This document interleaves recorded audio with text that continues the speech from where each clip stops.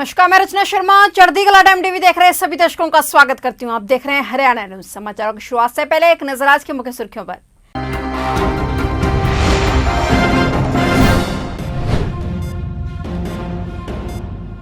अंबाला में बनेगी कोरोना से बचाव की दवा, कोविड के खिलाफ बड़ा हथियार होगी साबित। पंचकुला में लाठीचार्ज मामले में नेता योगेंद्र यादव ने दी प्रतिक्रिया, कहा सरकार पर भारी पड़ेगी एक एक लाठी।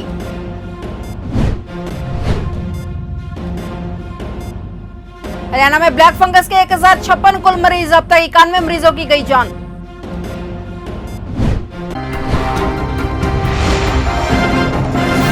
और अब समाचार विस्तार से। टोहाना में विधायक बबली किसान प्रकरण मामले में भारतीय किसान यूनियन के राष्ट्रीय नेता राकेश टिकैत और योगेंद्र यादव सहित अनेक नेता व हजारों किसान धरने पर बैठे हैं। यहां अनाज मंडी में किसानों को राकेश टिकैत ने संबोधित किया और सरकार पर निशाने साधे। वहीं पत्रकारों से बातचीत करते हुए राकेश टिकैत ने कहा कि यहाँ की सरकार को गिरफ्तार करने का बहुत शौक है, इसलिए वे वहाँ पर गिरफ्तारी देने आए हैं।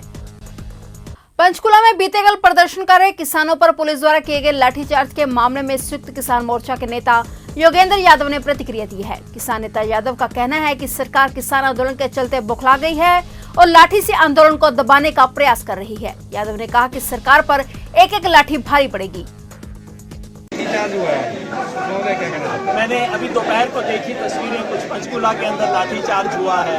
मैं समझता हूं सरकार इस किसान आंदोलन के सामने बौखला गई है, उसको समझ नहीं आ रहा और एक एक लाठी इस सरकार को भारी पड़ेगी। सर, आज कौन कौन से नेता गिरफ्तारी दे रहे हैं यहाँ पे सदर थाने में?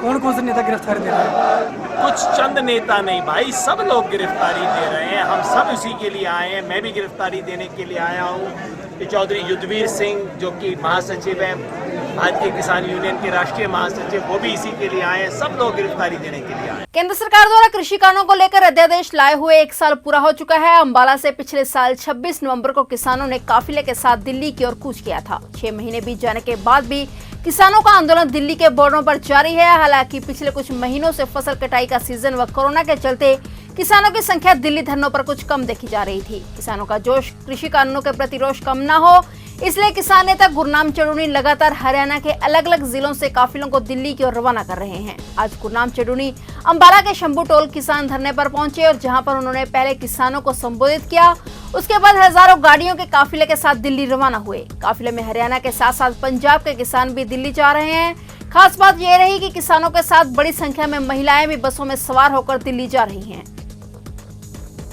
हरियाणा के अंबाला में कोरोना से बचाव की दवा बनने जा रही है। फेविपिराविर नाम की दवा के भारत में इस्तेमाल को अब केंद्रीय स्वास्थ्य विभाग ने मंजूरी दे दी है। इसके बाद अब हरियाणा के स्वास्थ्य मंत्री अनिल विज ने दवा निर्माता कंपनी मैक्नीलैंड ऑर्गन्स में पहुंचकर दवा संबंधी जानकारी ली और दवा की पहली खेप रवाना की। इस मौके पर हरियाणा के स्वास्थ्य मंत्री अनिल विज ने कहा कि यह दवा कोरोना के खिलाफ जंग में बड़ा हथियार साबित होगी और यह हरियाणा के साथ साथ अंबाला के लिए भी गर्व की बात है। हरियाणा के स्वास्थ्य मंत्री अनिल विज ने बताया कि कोरोना महामारी से निपटने के लिए हरियाणा राज्य को माल्टा के फार्मर रेगुलेटरी सर्विसेज लिमिटेड से 30 मिलियन डोज 1 और 30 मिलियन डोज 2 की आपूर्ति के लिए प्रस्ताव प्राप्त हुआ है। स्वास्थ्य मंत्री विज ने आज यहाँ ट्वीट के माध्यम से जानकारी देते हुए बताया कि राज्य सरकार इस प्रस्ताव पर विचार कर रही है और वे इस प्रस्ताव की अंतिम मंजूरी के लिए इसे मंत्रिमंडल की बैठक में प्रस्तुत करेंगे। डेरा सच्चा सौदा प्रमुख गुरमीत राम रहीम सिंह को कोरोना होने की खबर सामने आ रही है। आज सुबह ही राम रहीम को मेडिकल जांच के लिए मेदांता अस्पताल में लाया गया था।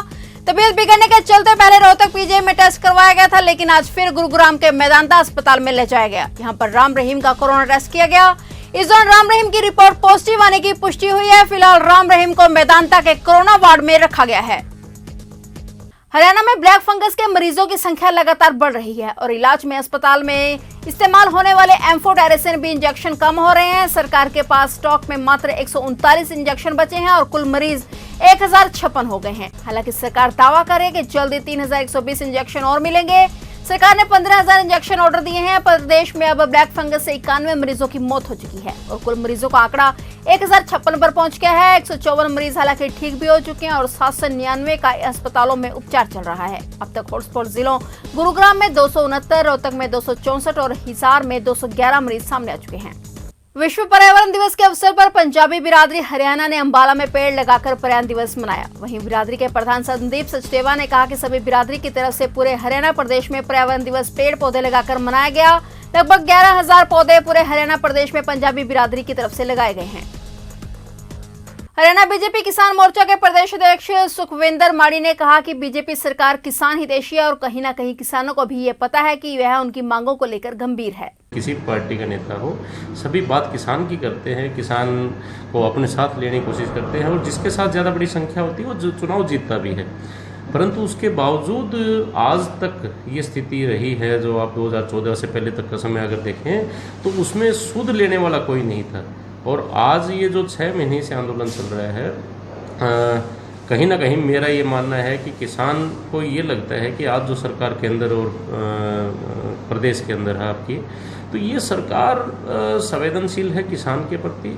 बहुत सारे ऐसे मामले हैं, अगर आप हरियाणा प्रदेश की बात करें या केंद्र की करें, तो हमने किसान को सीधा लाभ पहुंचाने का एक काम किया है। फिलहाल हरियाणा न्यूज में इतना ही। तब तक के लिए देखते रहिए चढ़ती कला टाइम टीवी और मुझे दीजिए इजाजत। धन्यवाद।